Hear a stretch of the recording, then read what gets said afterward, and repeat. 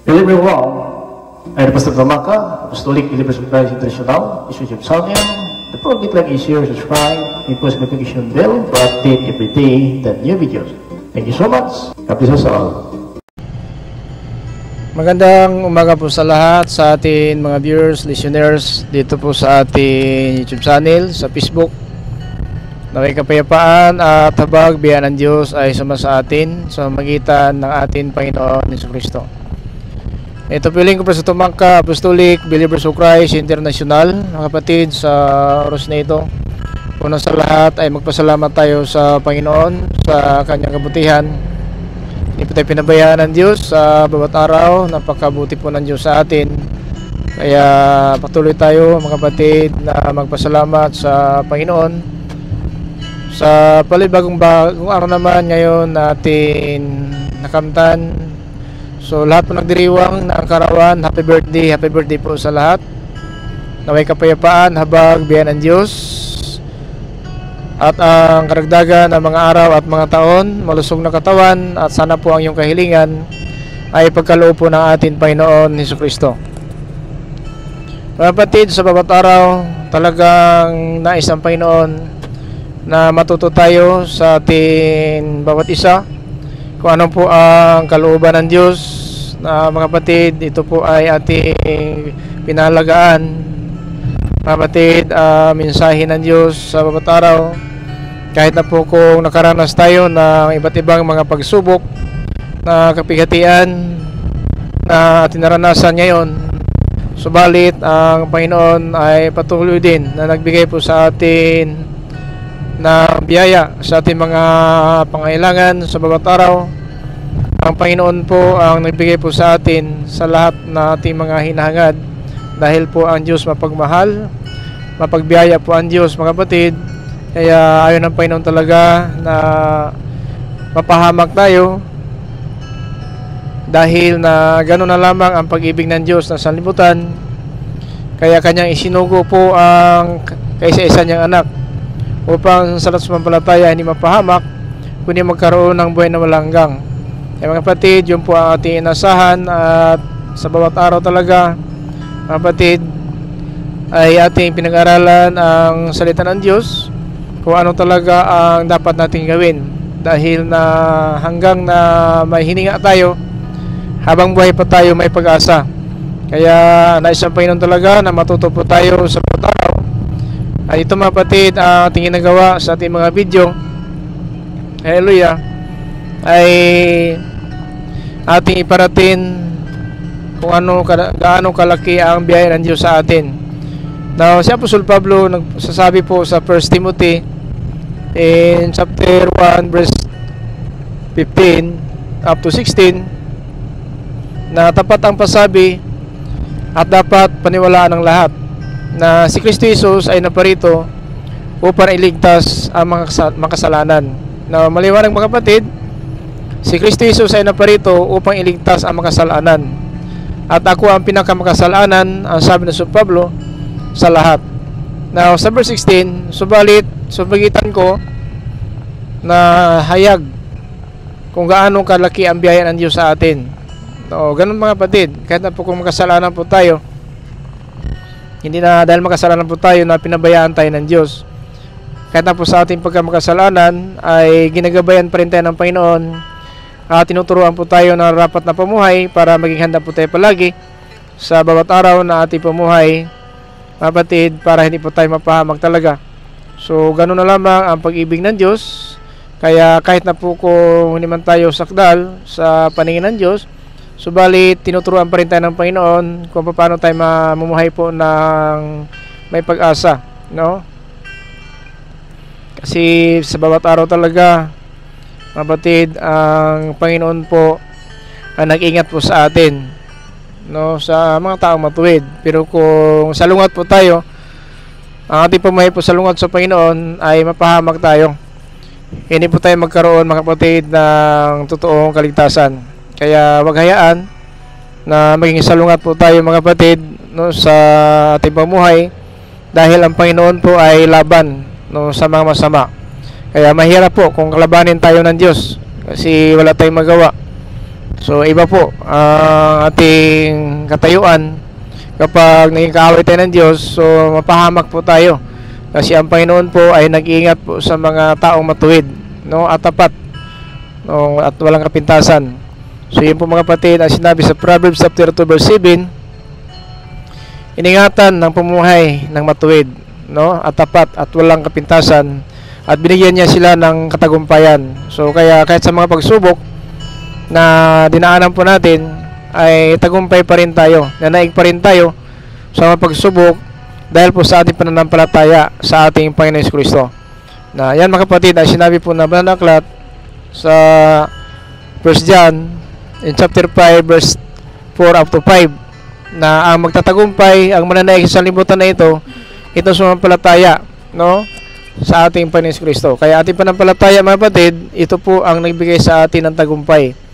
No, habang may pananampalataya po tayo ay sinasamahan natin ng gawa. Dahil po na ang pananampalataya na walang gawa, patay po. Now, habang nandito sa libutan ay tinuturuan tayo ng Panginoon. Tinuturuan po tayo ng Panginoon para po na maging karapat-dapat po tayo, no? Kapag nakinig po tayo ng salita ng Diyos at ginagawa po natin, so maging matuwid po tayo sa paningin ng Diyos, at dahil diyan ay maging karapat-dapat po tayo. So lalawak po ating karunungan at bigay tayo ng kaligayahan. Yan po ang nais ng Panginoon sa atin, na ngayon umaasa po tayo sa Panginoon ay talagang bigyan tayo ng Panginoon na pagkataon kung paano po tayo mga kapatid mamuhay po ng may kasiguruan. Kaya hanggang ngayon ay tagumpay ang ating pamuhay sa mga pagsubok, kapighatian na ating naranasan sa salimutan, ay patuloy po tayo nanaig at nakatayo pa rin tayo. Kahit na kung minsan mga kapatid, kinakapos tayo ng panahon, parang nakapokus tayo sa ating mga pangailangan, sa ating hanap buhay, nagtatrabaho tayo, at dahil po sa bising-busy po tayo sa salimutan, na ang salita ng Diyos minsan din ay nakalimutan po natin kahit na may alam po tayo. So dahil po sa ating kalagayan dito sa libutan na naranasan natin ngayon, at ito mga kapatid, dito nakikita ng Panginoon ang tunay natin pananampalataya, dahil po na hindi sinabi na Christian po tayo walang mga pagsubok, walang suliranin sa buhay. Mayroon po gigiting ng mga suliranin na maranasan talaga natin dahil po sa ating pananampalataya. Dahil po ang pananampalataya sinusubok mga kapatid ng Panginoon upang makita niya ang tunay nating pananampalataya.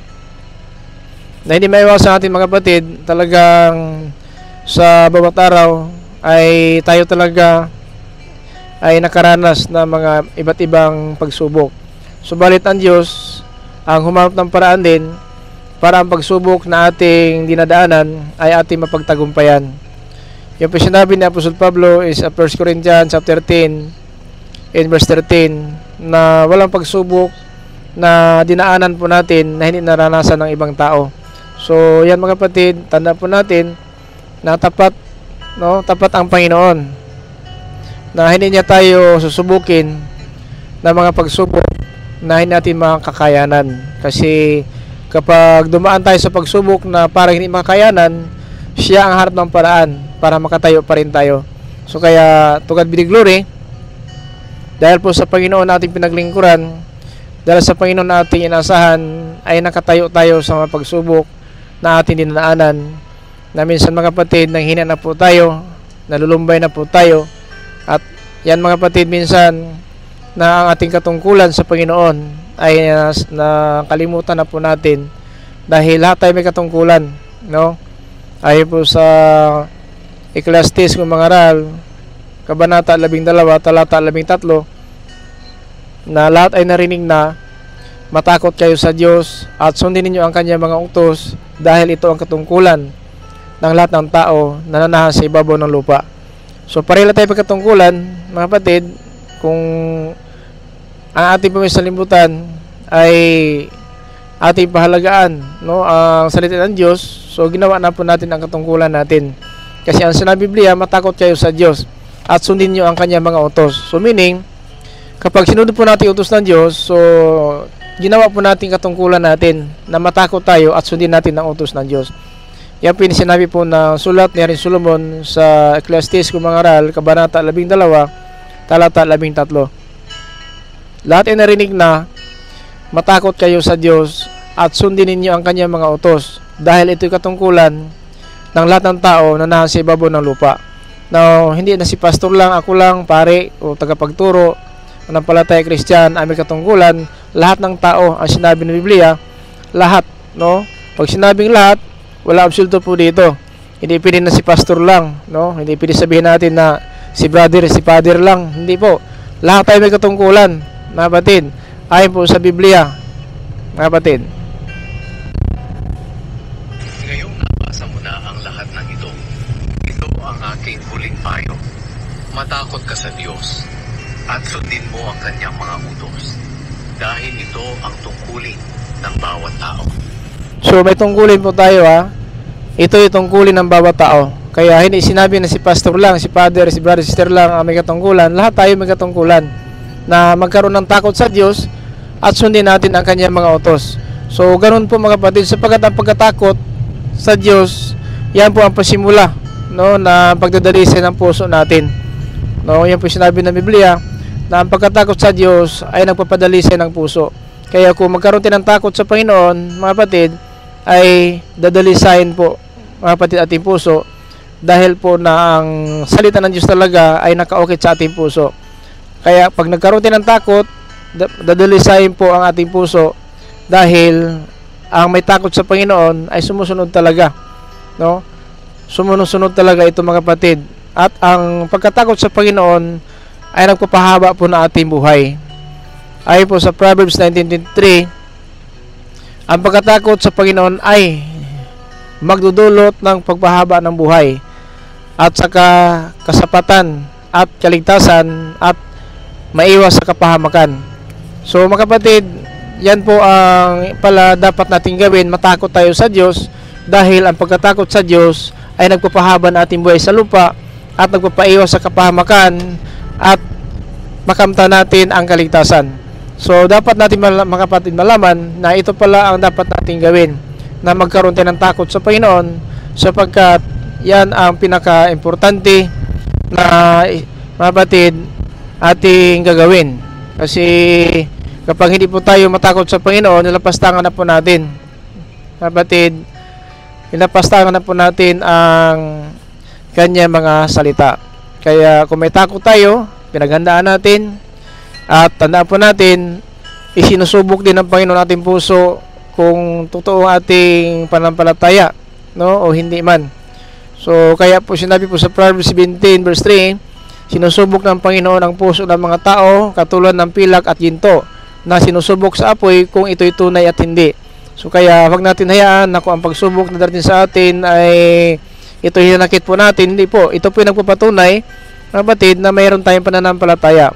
Kasi kailangan natin, mga kapatid, tanggapin kung ano talaga ang, mga kapatid, dapat natin gagawin. Kaya kung ano ang pagsubok, mga kapatid, na ating naranasin, ito po ay tandaan po natin dahil po sa ating pananampalataya sa Panginoon. Kaya ang pagsubok, mga kapatid, hindi po ito nagpapahina, ito nagpapalakas, dahil nalaman po natin na nakita po ng Diyos ang ating pananampalataya. Kaya manalig tayo sa Diyos, kapit tayo sa Panginoon.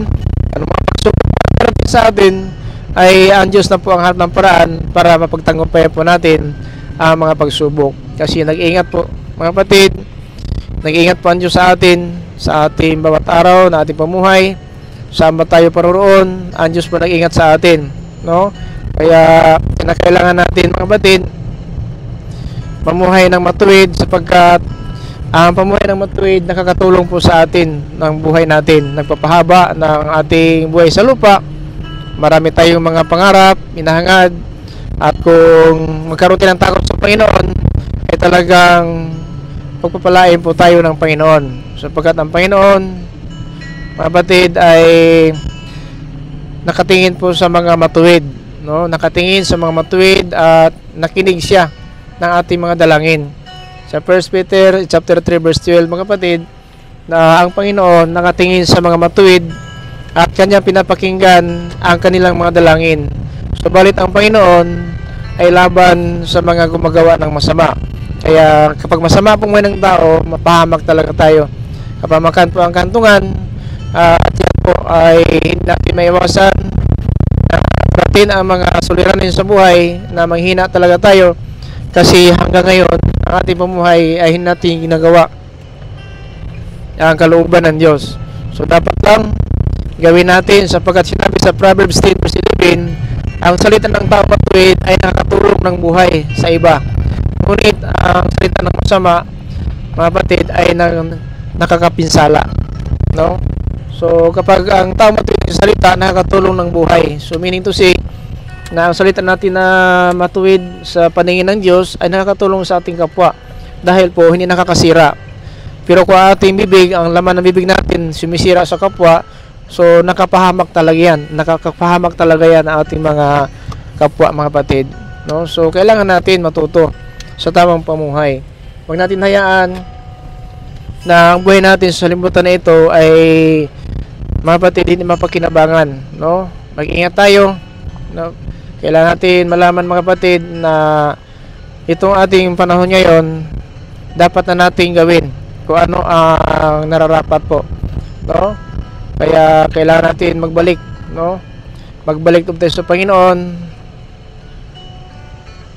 para po na mapatawad tayo sa ating mga kasalanan at tatanggapin natin, mga kapatid, ang ating pala itong buhay na walang hanggang. Ito ay pinapangako ng Panginoon na siya babalik at kukunin po niya tayo. Kaya hanggang ngayon, hallelujah, ay nais ng Panginoon na mapakinggan natin ang kanyang mga salita para po na mananaig tayo sa salimutan na ito. Hindi po tayo, mga kapatid, hallelujah, na paparusahan sa araw ng paghatol. Mapalaya po tayo dahil saan man tayo nakatago, saan man tayo naroroon, kitang-kita po ng Panginoon, no, ang ating mga ginagawa. Wala nakatago, mga kapatid. Ayon po sa Proverbs chapter 5:21, na sapagkat nakikita ng Panginoon lahat ng bagay at ang ginawa ng tao, saan man siya paroroon ay tinitingnan siya ng Panginoon. Ayon po sa Proverbs 5:21, saan tayo paroroon, anong ginawa natin, kitang-kita po ng Panginoon. Kaya sa araw ng hatol, wala po tayong maidahilan at maidinay sa harapan ng hatol dahil po nakikita ng Diyos ang lahat ng bagay sa sanlibutan. Sa ating pamuhay ay kitang-kita po ng Diyos, mga kapatid, ang ating mga ugali, no? Isa Proverbs 5:21, sapagkat nakikita ng Panginoon ang lahat na ginawa ng tao, saan man siya paroroon, tinitingnan siya ng Diyos. Now, ano ang magawa natin? Wala po tayong magawa sa araw ng hatol kasi lahat po nakikita ng Diyos. At dahil dyan, mga kapatid, mag-ingat lang po tayo. Sana ay wag nating kalimutan na panandalian lang po ang buhay natin. Hindi po tayo magtatagal. Ayon sa Psalms 119 verse 19, ang buhay namin ay pansamantala lamang dito sa salimutan, na kami ay babalik sa lupa at madali kaming papanaw. So, mga kapatid, yan po ang buhay natin. Natin maasahan ang bukas dahil ang bukas, ang Panginoon lang po ang nakakaalam. Kaya hanggang ngayon, ang Panginoon tinuturuan po tayo na rapat na pamuhay upang na maging matatag po tayo sa ating pananampalataya, maging matatag po tayo sa pag-asa po ng kaligtasan. Hanggang ngayon, ang Panginoon ay nagbigay sa atin ng pagkataon upang na mapayapa, masagana, maunlad ang ating pamuhay sa ibabaw ng lupa. Ayon po sinabi ng Panginoon kay Josue, Kabanata 1 talata 8, ng aklat ng kutusan na ito, huwag mong hiwalay sa bibig.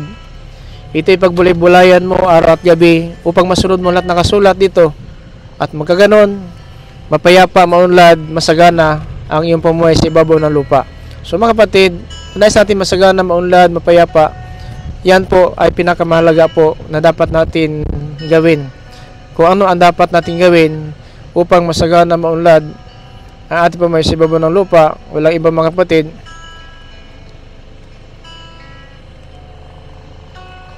natin sundin ang salita ng Diyos. Ano ang utos? Sabi niya kay Josue, aklat ng kutusan, huwag mong hiwalay sa bibig.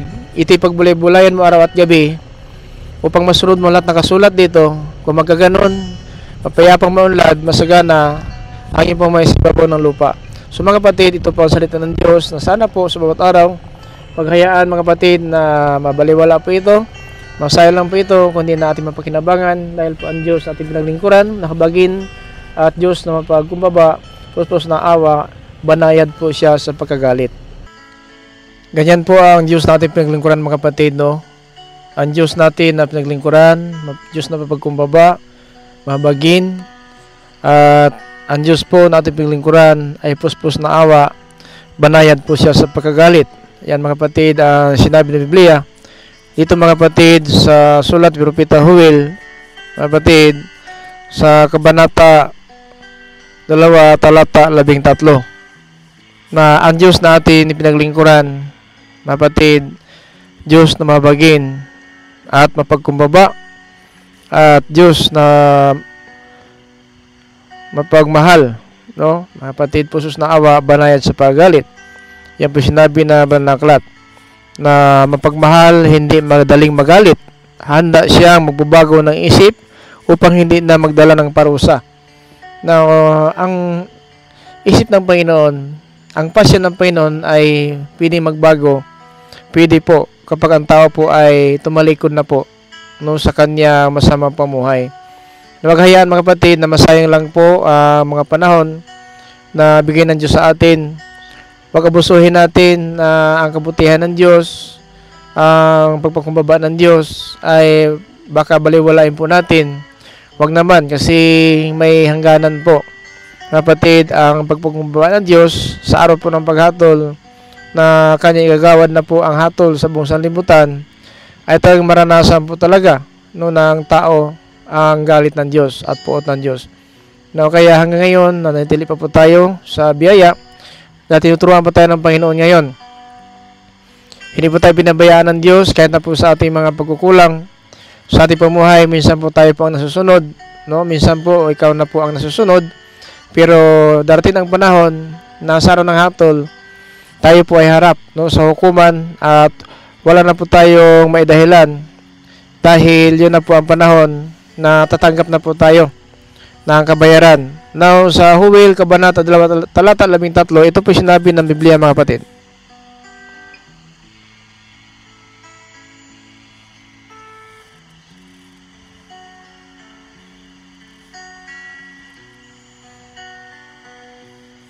Magsisi kayo ng buong puso at hindi pakitang tao lamang sa pamamagitan ng pagpunit ng inyong mga damit. Magbalik loob kayo sa Panginoon na inyong Diyos, dahil mahabagin siya at maalalahanin. Mapagmahal siya at hindi madaling magaling. Handa siyang magbago ng isip upang hindi na magpadala ng parusa. Now, handa magbago ng isip ang Panginoon upang na hindi magdala na siya ng parusa. Kung tayo talaga ay magbagong buhay. So, pero kung magpatuloy po tayo sa pagiging suwail, so yan mga kapatid ay kapahamakan po ating kantungan. Kaya hindi pwede mga kapatid na pansamantalain natin ang panahon sa sanlibutan na ito na gamitin po natin, haleluya, ang mga bagay na hindi po nakakabuti sa Panginoon, no? Na kapag magsisi tayo mga kapatid, lumayo tayo sa masamang pamuhay, so magbabago ang isip ng Panginoon. Tayo talaga ay magkaroon ng buhay na walang hanggang. Pero kung magpatuloy po tayo, mga kapatid, sa pamuhay po na masama, so hanggang, mga kapatid, sa pangulang buhay, parusa talaga ang kantungan po natin. Kaya wag natin hayaan, mga kapatid, na itong mga panahon na natitira po sa atin ay mawala ng kabuluhan. Sana po ay palagaan po natin mga kapatid ang mga panahon na ito na tayo po talaga ay sana po magbalik loob tayo sa Panginoon. Dahil mahalaga po mga kapatid ang panahon na ito sa paningin ng Diyos kapag matapos na po pagpakumbaba ng Diyos at maghatol na po siya, mga kapatid, ay wala na tayong magawa. Na kaya ang pamuhay po ng taong matuwid ay magbigay sa atin ng kaligtasan. Kasi ang turo ng Diyos na ituwid tayo. Kaya ang sabi ni Tito talaga na ang biyaya ay nagtuturo na pagtalikod sa masamang pamuhay, sa makamundong pamuhay. Kapatid, yan po ang dapat natin malaman na hanggang ngayon na ang Panginoon talaga ay binigyan tayo ng pagkataon na upang na hindi po tayo parusahan. Kaya pahalagaan po natin, no, ang mga panahon na ito, na sapagkat ang pamuhay ng taong matuwid ang magliligtas sa kanya, ngunit ang hangad ng taong mandaraya ay magpapahamak sa kanya. Pinakasulat sa Proverbs 11 verse 6, mga kapatid, ang pamuhay ng taong matuwid ay magliligtas sa kanya. Kaya kung matuwid pamuhay natin, ililigtas tayo ng Panginoon sa kasakunaan, kapahamakan, sa sanlibutan na ito ay ililigtas tayo ng Panginoon. Pero kung masamang pamuhay natin, napahamak tayo sa sanlibutan na ito. Kaya huwag hayaan, kapatid, na itong ating pamuhay ngayon sa limutan na masayang lang po. Kaya sabi ni Tito, mga kapatid, na ang biyaya na ito na ipinahayag na po sa buong sanlibutan, nagbigay po sa kaligtasan, at yan mga kapatid, nagtuturo sa atin na narapat na pamuhay. Pakinggan natin sa Tito Kabanata 2, talata 11 hanggang po sa 12. Sapagkat ang biyaya ng Diyos na nagbibigay ng kaligtasan ay inihayag na sa lahat ng tao. Ito ang nagtuturo sa atin na talikuran ng kasamaan at makamundong pagnanasa. Kaya mamuhay tayo sa mundong ito ng maayos, matuwid at makadiyos. Habang hinihintay natin ang napakagandang pag-asa na walang iba kundi ang maluwalhating pagbabalik ng ating dakilang Diyos at tagapagligtas na si Heso Kristo. Ayun mga kapatid, kung umasa po tayo ng kaligtasan, umasa po tayo sa pagbabalik ng Panginoon, ang biyaya na ito nagtuturo sa atin sa pagtalikod. Ayon po sa sinabi po ni Tito, Kabanata 2, talata 12, ito ang nagtuturo sa atin, talikuran ang masama nating makamunong pagnanasa. Kaya mamuhay tayo sa mundong ito na maayos, matuwid at makadiyos. So yan po mga kapatid, habang naghintay tayo ng pag-asa na walang iba kundi ang maluwalhating pagbabalik ng dakilang Diyos na tagapagligtas na ating Panginoon Kristo. Yan mga kapatid ang dapat natin gawin habang po na nandito pa tayo sa libutan. Huwag natin hayaan na gamitin lang po natin ang mga panahon na binigay ng Diyos sa atin na buhay na hindi natin mapakinabangan. Dapat mga kapatid, atin pahalagaan, no, ang panahon na ito na bigay ng Diyos sa atin na buhay. Ito po ay ibinigyan pa tayo ng pagkataon na tayo talaga makakaalam ng hallelujah, salita ng Diyos, dahil po na ito po ang pinakamalaga na kapatid na pahalagaan po natin ang utos ng Diyos sapagkat ito ang pinakamalaga mga kapatid na ang utos ng Diyos ay dapat sundin natin sapagkat ito mga kapatid ang higit sa lahat, no?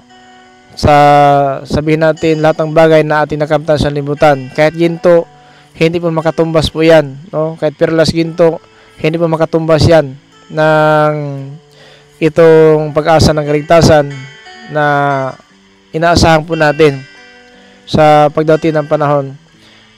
Mga kapatid, na ayon po sa Psalms 119, 127 na pinahalagaan ko ang iyong utos ng higit pa kaysa ginto na pinadalisay na ginto. So, sinusunod natin ang tuntunin ng Diyos para po na hindi po tayo maparusahan, no, sa araw ng pagparito ng Panginoon. Now, tandaan po natin na hanggang sa panahon na ito ay binigyan pa tayo ng Panginoon ng pagkataon na tayo talaga ay hallelujah, habang buhay pa tayo ay dapat susunod tayo sa utos ng Diyos, mga kapatid. In Psalms 119 verse 44, lagi kong susundin ang iyong kautusan habang ako'y nabubuhay. So dapat lang natin yan gawin, na habang tayo nabubuhay, dapat sundin natin ang utos ng Diyos. Huwag na po tayo maging suwail, huwag na po tayo pabaya sa bawat araw, kasi kailangan natin gawin ang pagsunod ng utos ng Diyos habang buhay tayo, dahil kung ano ang tinatanim natin, yan po ang ating anihin. Now, yung mga kapatid, sinabi sa Galatia in chapter 6 verse 7 na hindi matuya ang Diyos at hindi malinlang ang Diyos. Kung ano ang tinatanim ng tao, yun ang kanyang anihin. Kaya kung nasa tianin ng buhay na walanggang, dapat maging masunurin po tayo mga kapatid. Dapat halagaan natin ang mga panahon na ating kabubuhay sa libutan na ito.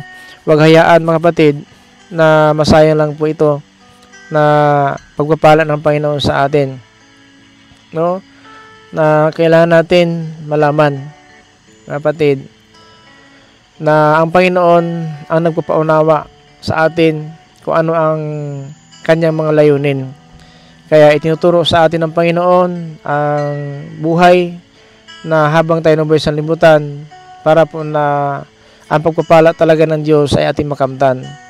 In Psalms 119 verse 33, ang sabi naman ng aklat, Panginoon, ituro niyo sa akin ang inyong mga tuntunin at habang nabubuhay, ito'y aking susundin. So, yan po mga kapatid, na ang Panginoon po nagbigay ng pangunawa sa atin sa verse 34, Psalms 119 verse 34, bigyan niyo po ako ng pangunawa ng iyong kautusan at ito'y buong puso kong susundin at iingatan. So, kaya pinapaunawa natin paano natin susundin, ingatan. Kaya ang ating pagbasa ng Biblia, hindi po ito na tulad ng comics lang na parang walang kabuluhan.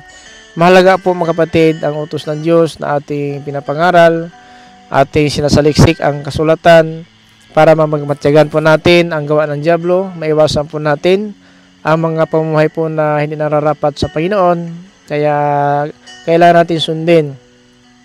Mga kapatid, ang sabi ni Psalmista David, mga kapatid, sa verse 35, Psalm 135, pangunahan niyo ako sa aking pagsunod sa iyong mga utos dahil ito ang aking kasiyahan.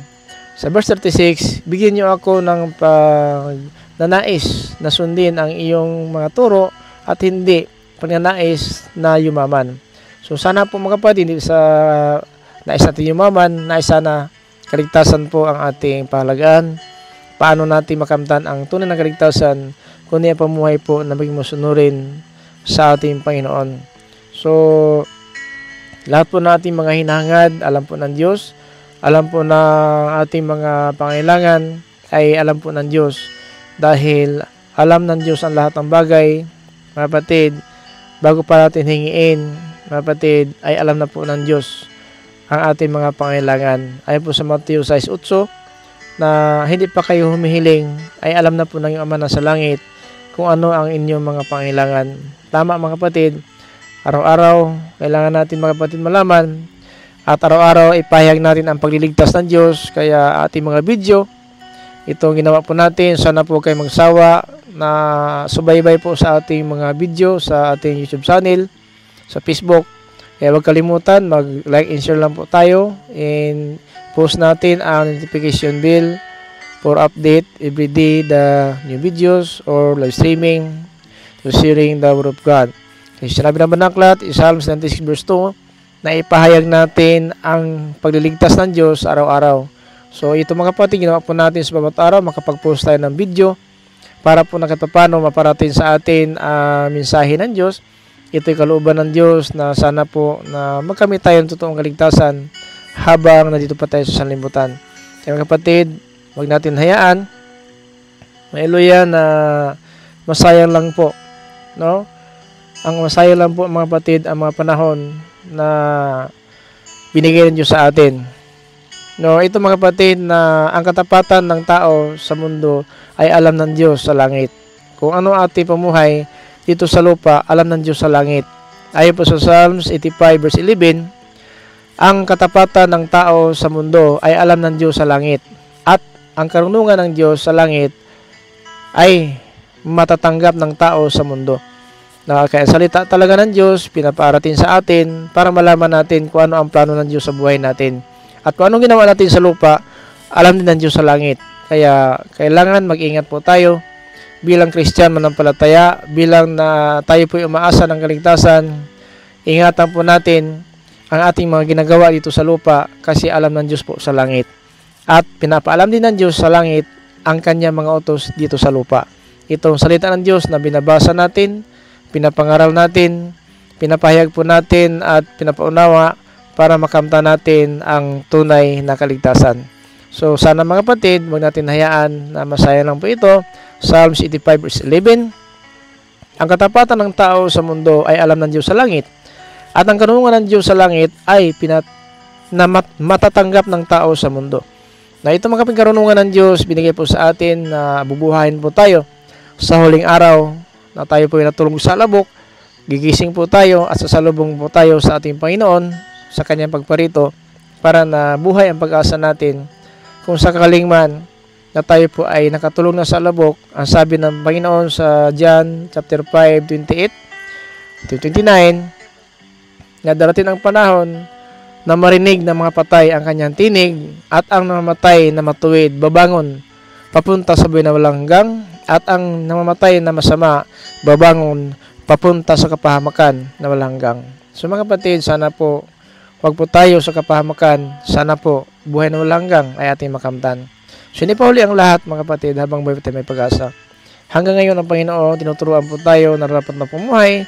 Huwag tayong mahatulan sa araw ng paghatol. Sana po mapalaya tayo.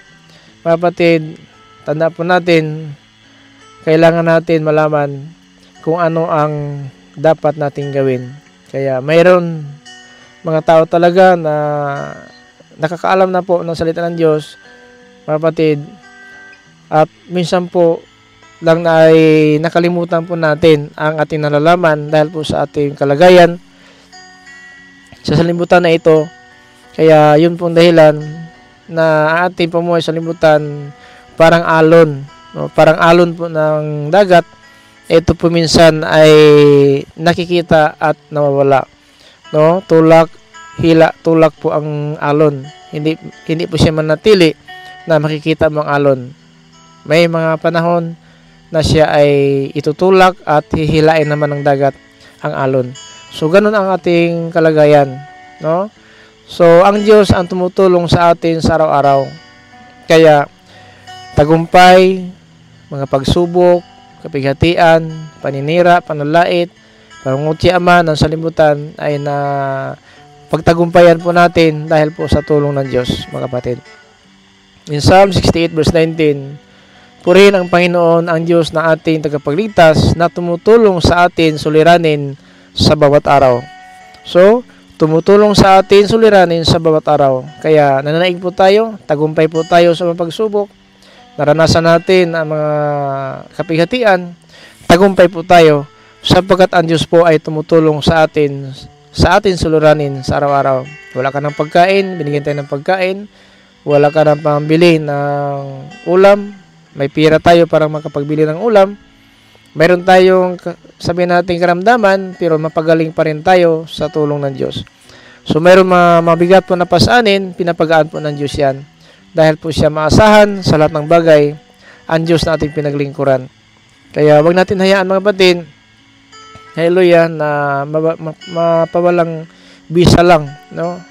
Ang salita ng Diyos dahil po sa ating kalagayan. So manalig tayo sa Diyos sapagkat ang Diyos maasahan po talaga mga kapatid.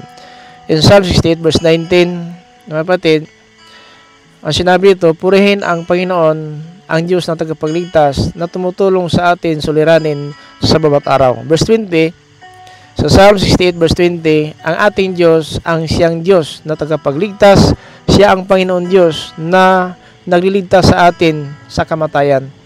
So kaya may sakuna, may landslide, may trahedya, may lindol, may bagyo, may tsunami, o may digmaan, may salot, buhay pa rin tayo sa tulong ng Diyos sa atin. Hindi po tayo naligtas, hindi po tayo natiling buhay dahil po sa ating pagsisikap. Natili po tayong buhay dahil po sa tulong ng Diyos na tagapagligtas na walang iba ang ating Panginoon Jesucristo. Kaya magpatuloy lang tayo mga kapatid na umasa sa Panginoon. Huwag natin hayaan. Tandaan po natin Psalm 68 verse 19 to 20 na purihin ang Panginoon Diyos na ating tagapagligtas na tumutulong sa atin mga suliranin sa bawat araw. Verse 20, ating Diyos ang siyang Diyos na nagliligtas. Siya ang Panginoon Diyos na nagliligtas sa atin sa kamatayan.